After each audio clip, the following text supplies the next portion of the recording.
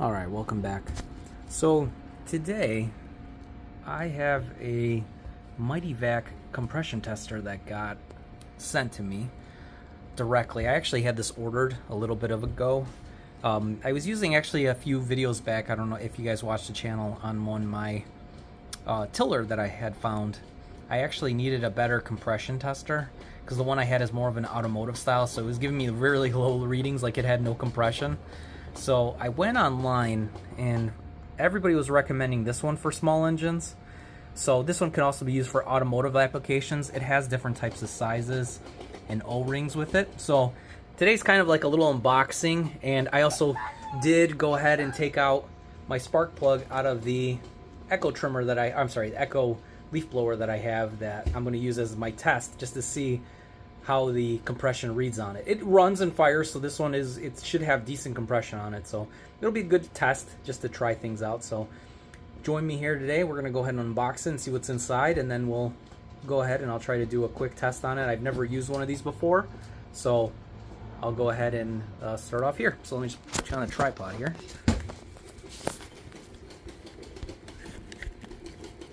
All right, so what I'll do is I'll aim it down first over here. So it looks like you can use it for heavy duty, high impact gauge. So comes in a nice carry case here, as you can see, and it should come.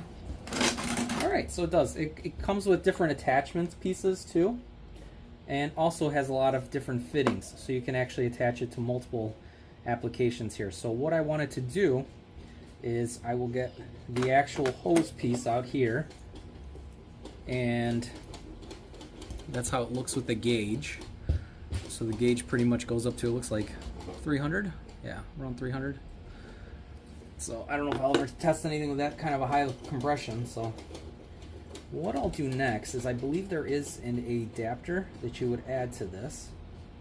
So this is going to be the smaller piece here.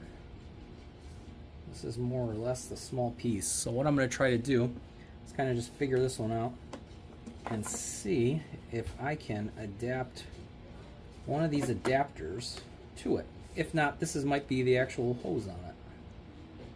So this one looks like a smaller end piece, and there are adapters here for the different sizes, but this one may actually be the correct fitting size.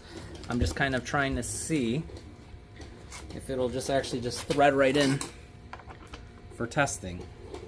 Now obviously if I have to add a different piece, I could always add it. I'll thread this one in and see if it goes in, or if I need to find a different piece. There's also an instruction manual with it. So yeah, I think there needs to be a different piece in here. So let me see if I can find it. And once again, you just kind of got to find the right thread pitch on it.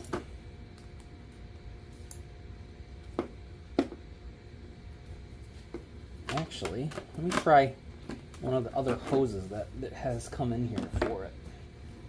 Just curious to see if this is the longer one. It's one of the ones that are actually in the center of it. This one will be the correct size. That one threads in a little bit better. Okay, this one threads in a way better. So it actually might be this one. And there is adapters and other fittings on it, so once again, I'll try this out first. Hopefully this works correctly.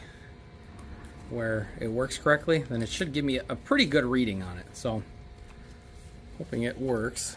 So it is zeroed out at 0 psi. So what I'll do, place it on the ground. Obviously it's off. We'll see if it goes up. If it doesn't go up, I might have to pause it and I'll just review the actual guide on it. But we'll see what it says after a few pulls.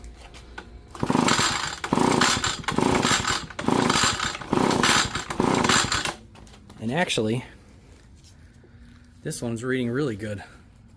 As you can see, just by doing about 5 pulls, I'm in the neighborhood of 130, so that's why it's showing a really good compression reading on this leaf blower. So it seems like this is the correct hose for it. So yeah, so we'll release it. I'll just try it one more time. I'll just give it about 3 pulls so it lets it out nicely. Pressure's off. And so yeah, you just got to find the right hose fitting for whatever you're trying to test. But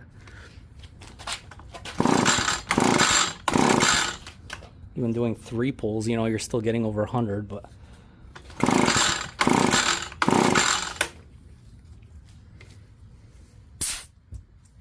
okay. So we just got to make sure, oh, I had it a little bit loose. So you have to be careful when you're testing it. Make sure the hose doesn't get loose. So my hose is just a hair off. So it's giving me about 100 pounds there after doing 5 pulls. 4 to 5 pulls typically. I mean, if it was low compression, it would stay stuck at a certain percentage, but I'm sorry, at a certain pressure, but it seems like it's going good.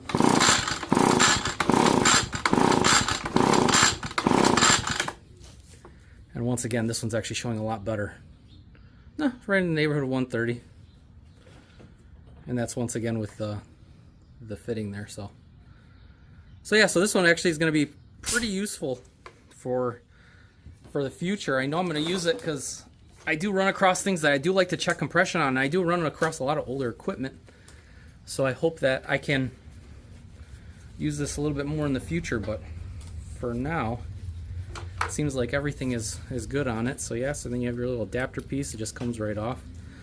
And then you just store it as you normally would inside the case. So yeah, so I've been hearing good reviews on it. I was kind of looking for one that was kind of almost not necessarily specific, but a little bit more specific to smaller engine stuff. Because my other one is, like I said, an automotive type gauge, so it's never going to give me an accurate reading.